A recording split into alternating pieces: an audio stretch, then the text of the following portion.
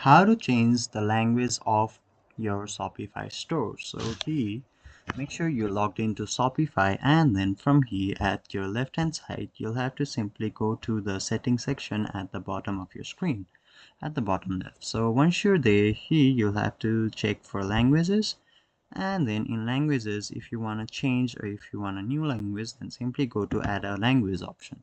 From here you can select any of the language you want. So I can select any of the language I want, and then you can simply scroll down. So let's go with Filipino. If you want to change it to Filipino, you'll simply press on next, and you'll press on done. So once you press on done, it will make sure your Shopify website default language is set to your Filipino, and then you can also simply go ahead and translate. You can auto translate as well, simply by pressing in this auto translate option. You can press on translate. So that's how you do it.